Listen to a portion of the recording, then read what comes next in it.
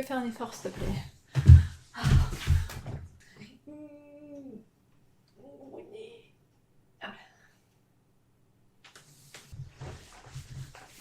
Ok. C'est bon le micro? Ok. C'est mieux. Hey! Je vous retrouve aujourd'hui pour vous faire encore une fois un book haul. Je pourrais en faire un gigantesque. J'ai décidé de le couper en deux parce qu'il est complètement indécent, comme à chaque fois que je vous fais un book haul, mais comme j'attends de plus en plus longtemps avant d'en vous en faire un, ça me laisse quelques excuses. Le fait est qu'aujourd'hui, ce sera un book haul spécial d'anniversaire. Plus. Oh d'ailleurs, j'ai oublié un bouquin. Oh, faut que j'y retourne. Parce qu'en février, il s'avère que c'était mon anniversaire et que j'ai été absolument pourri gâtée par mes parents, mais aussi par mes copines qui m'ont offert plein de bouquins. À ne plus savoir qu'en faire, et je vais vous les présenter parce qu'on est là pour ça. Je vais commencer par un livre que j'ai acheté, c'est pas un cadeau, mais c'est une trouvaille parce que je l'attendais et je le cherchais depuis des années. C'est Le Pacte des Marches-Ombres de Pierre Bottero. Si vous me suivez depuis longtemps, vous savez que j'ai les 2 premiers tomes dans cette édition. Donc c'est une édition qui a été éditée par Rajo et qui n'est plus éditée aujourd'hui puisque les tomes sont ressortis en un par un, et là c'est une intégrale. Donc c'est Elana. Si vous n'avez pas lu La Quête des Willen, que faites-vous de votre vie? Vous avez peut-être raté votre enfance, donc je vous propose de la recommencer, et de prendre tout de suite l'intégrale de La Quête des Willen et des Mondes des Willen, et de rencontrer Elana dans ces bouquins, qui est le personnage le plus badass que vous rencontrerez dans votre vie littéraire. Et du coup Pierre Bottero a écrit une trilogie sur elle, rien que sur elle. Alors j'ai eu la première partie. Jinju, est-ce que tu veux te joindre à nous? Tu viens? Voilà. Elle est partie. Tu viens là? C'est moi qui décide. Allez, je suis sympa, je suis confo. Viens là. Bon bah fais ta vie hein. Donc je vous recommande très chaudement tous les livres de Pierre Bottero qui était un écrivain absolument extraordinaire pour la jeunesse. Je crois que ça fait 10 ans qu'il est décédé et bah je vous recommande plus que jamais ses livres quoi, parce qu'ils ont bercé mon adolescence, ma préadolescence et mon adolescence. Et ils me bercent toujours aujourd'hui puisque j'ai retrouvé cette petite pépite. Donc je l'ai acheté d'occasion sur Momox. À 32€, alors que de base il est à 27, c'est qu'il prend de la valeur. Il est un petit peu abîmé, mais bon c'est pas trop grave, je le cherchais absolument, et en fait je m'étais mis une alerte. Et la dernière fois que j'ai reçu l'alerte, en 7 minutes il était parti, et là j'ai reçu un mail, et j'ai regardé, ça faisait 3 quarts d'heure que je l'avais reçu, je me suis dit que c'était mort, et en fait il était encore là, et donc je l'ai eu, donc je suis hyper contente. J'ai lu le premier tome qui retrace l'enfance d'Elana, hyper bien. Mais il y avait pas trop d'histoire en fait, il y avait pas on va dire, c'est un jeu de la jeunesse, donc il y avait pas un gros méchant à abattre ou quelque chose comme ça, c'est juste une grosse introduction pour la suite. C'est aussi pour ça que je vous recommande de pas commencer par cette trilogie, commencez d'abord par Ewilan et ensuite lisez le Pacte des Marches-Ombres si vous avez aimé.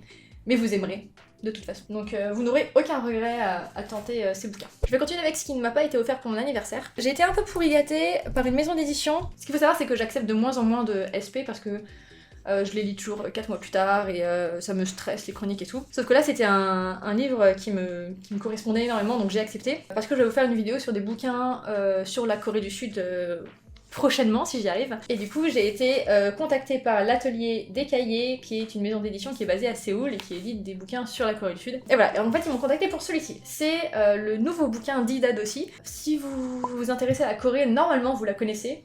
Sinon, c'est que vous vous intéressez mal à la Corée. Ida Dossi, c'est, on va dire, la première étrangère à la Corée du Sud qui s'est vraiment installée, qui a appris la langue et qui a été un peu médiatisée. Maintenant, elle est professeure dans une université. Elle est tombée amoureuse de ce pays dans les années 80, alors que c'était un pays vraiment inconnu, hyper différent d'aujourd'hui en plus. Et elle est restée, elle s'est installée, puis maintenant elle a sa petite famille là-bas. Aujourd'hui elle passe encore un petit peu à la télé, et puis c'est une petite personnalité, et elle écrit des bouquins du coup sur la Corée du Sud. Donc dans ce bouquin, encore une fois, elle parle de la culture coréenne, et je l'ai pas encore lu, mais je vais le lire rapidement puisque j'ai envie de vous en parler. En tout cas c'est une femme que j'admire beaucoup pour son parcours, et parce que je la connais pas personnellement, hein, mais elle a l'air très sympa. Donc j'ai été très pourri gâtée parce qu'en plus j'ai reçu plein de petites choses.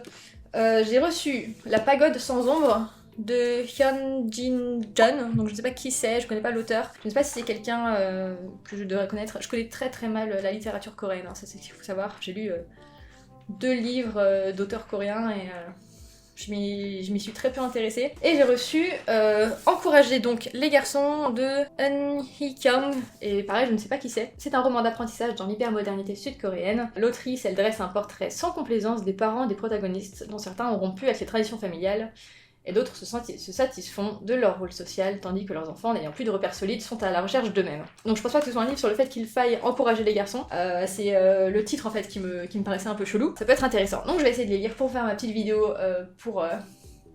Je leur ai dit avril normalement, mais bon, vous me connaissez. En tout cas, j'étais pourri gâtée et je les remercie beaucoup. Et du coup, on passe, je crois, à mes cadeaux d'anniversaire. Le pourri gâtage commence. Par quoi je commence?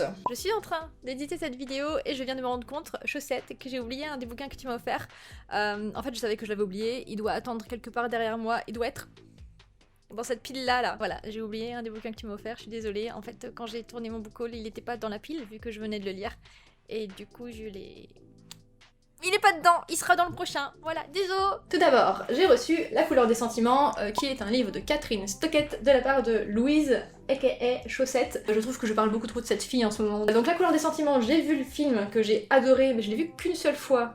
Il me semble que j'ai beaucoup pleuré devant. J'ai pas encore lu le bouquin, je ne savais pas qu'il faisait 600 pages, je pense pas que c'était un truc aussi gros. Elle me l'a offert, elle me l'a tendu, elle me l'a dit, je l'ai lu en 2 jours. C'est pour te dire à quel point c'est bien. Donc ok. Très bien. Et ce qui est merveilleux, c'est qu'ils sont édités chez Babel, et que Babel, c'est, je pense, une de mes éditions préférées. On va dire que cette collection-là, vous savez à quel point les couvertures sont douces. Et ce que j'aime encore plus, et c'est là que mon côté un peu graphiste ressort, c'est les marges à l'intérieur des bouquins, et des fois ils ont des très belles polices d'écriture, donc voilà, j'adore les éditions Babel. Pas assez de livres de chez eux, à part des Yoko Ogawa, je pêche un peu, en tout cas je suis très contente de l'avoir reçu et d'avoir l'occasion de le découvrir. Parce qu'en plus c'est pas forcément un livre vers lequel je me serais tournée, déjà parce que je connais l'histoire, et ensuite parce que c'est du contemporain, et que c'est pas forcément vers ce vers quoi je me tourne. J'ai ensuite reçu un autre roman que j'ai dû scotcher parce que la couverture s'est déchirée, c'est Des fleurs pour Algernon de, comment il s'appelle, Daniel Keyes. Et là en fait, ils ont eu la bonne idée de faire cette nouvelle édition qui est très mignonne avec cette petite souris là, avec un rabat à l'intérieur. Sauf que forcément là c'est hyper fragilisé. J'espère que vous voyez bien, hein, que c'est hyper fragilisé. Là c'est hyper fragilisé. Et du coup en fait mon livre c'est cassé en deux. Là c'est ouvert en fait. Et j'ai dû mettre du scotch en haut et en bas, ce qui est très moche. Mais en tout cas maintenant il ne s'est pas cassé une deuxième fois. Donc ça s'est passé le premier jour dans mon sac à main, ce qui est assez terrible. Ça raconte l'histoire d'un garçon qui est... Alors je sais pas comment on dit, simplet. Voilà, c'est un garçon qui a des retards mentaux et qui n'arrive pas à se rendre compte que la société n'est pas adaptée à lui et qui pense avoir des amis alors que ce sont des gens qui se moquent de lui, sa famille qui le rejette complètement et voilà, qui a une vie un peu difficile mais sans le savoir parce qu'il est pas au courant, il arrive pas à se rendre compte de tout ce qui se passe. Ce garçon va participer à une étude scientifique, donc on va lui faire une injection qui va le rendre intelligent. Ils ont déjà fait cette injection qui a bien marché à une souris qui s'appelle Algernon, donc c'est le titre du bouquin. Donc on suit le journal de Charlie, donc c'est lui qui écrit et ensuite qui s'enregistre au dictaphone, et on le voit devenir intelligent, et on voit tous les cheminements de pensée par lesquels il passe, et il devient un génie. J'arrive pas à en parler, mais c'était vraiment fantastique. Une superbe lecture, et pareil, pas forcément un livre vers lequel je me serais tournée, et il m'a été offert par ma copine Candice, qui l'a vu dans ma wishlist, forcément, elle l'a acheté puisque c'est un livre qu'elle avait adoré quand elle était jeune. Et alors, il y a un truc que je dois vous raconter. Je pense pas que je vous en reparlerai forcément tout de suite en update lecture, mais je dois vous parler de ça. Ce livre, je savais que ça allait être beaucoup d'émotions à la fin du livre. Et dans cette édition particulièrement, donc la nouvelle édition, la fin du livre n'est pas à la fin du bouquin. Ça, c'est le livre complet. Et ça, c'est les commentaires de l'auteur et la nouvelle originale. Donc je me suis arrêtée là, j'ai pas lu... je sais pas si je le lirai, le commentaire de l'auteur et d'où est-ce que lui est venue l'idée, etc. Je le lisais dans le RER, et j'étais comme ça. La page précédente, je dis ah oui, tiens, quand même... c'est beaucoup d'émotions, on dirait un peu la fin du bouquin, parce que je m'étais pas spoilée, mais j'avais vu en chronique qu'il y a beaucoup d'émotions à la fin. Et j'étais dans le RER pas très bien, ouais quand même, c'est beaucoup d'émotions là. Et j'arrive à la fin, et je lis que c'est la fin du livre, et qu'ensuite c'est les commentaires de l'auteur. Mais je ne savais pas que les 200 dernières pages, c'était pas la suite de l'histoire. Je savais pas que ça allait s'arrêter abruptement, tel quel. Et j'ai été un peu décontenancée. Je n'ai pas su comment réagir.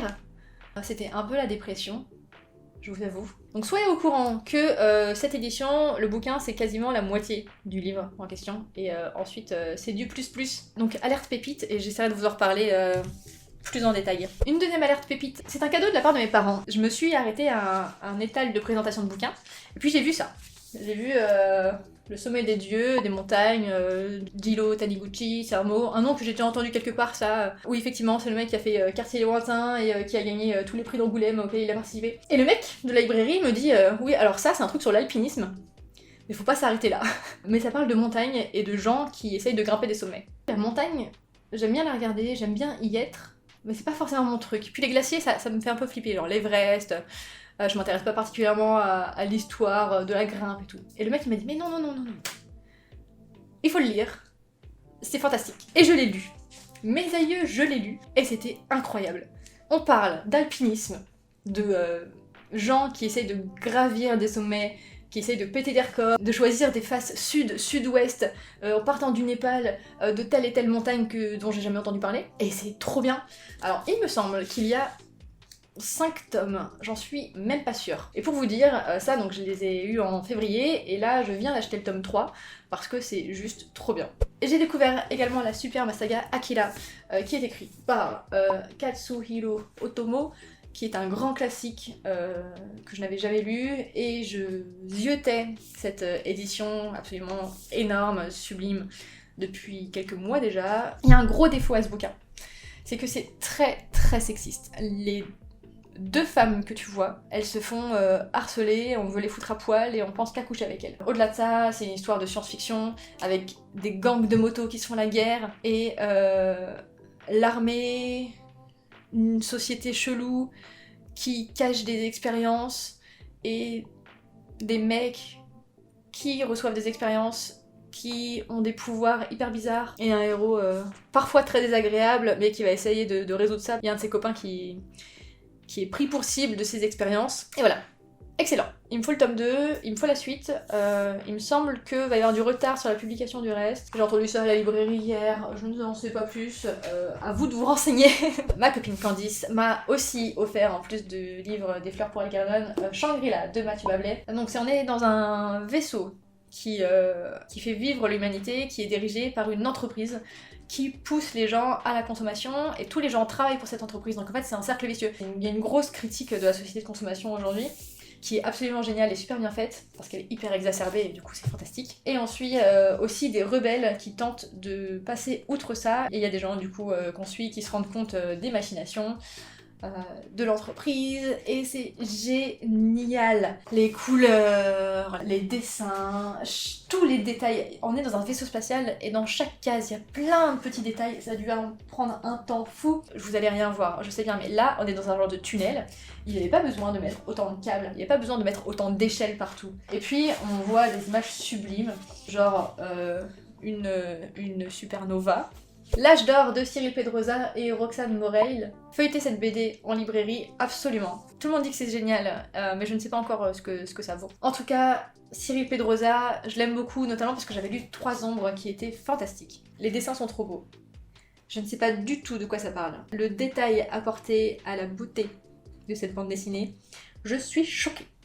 C'est trop beau. Je peux pas vous raconter cette histoire parce que je ne sais pas du tout de quoi ça parle. Mais vraiment, si vous avez l'occasion de voir L'âge d'or en librairie, ouvrez-le. N'importe quelle page, hein, tout est trop beau. Normalement, je n'ai rien oublié, le book haul de La Pourrie Gâtée est terminé. J'espère que ça vous a plu, n'hésitez pas comme d'habitude à me dire ce que vous en avez pensé. Si vous avez lu, pas lu, envie de lire certains des bouquins que j'ai présentés, ou d'autres, n'importe, hein, moi j'aime bien les discussions. Et je vous dis à la prochaine, bye.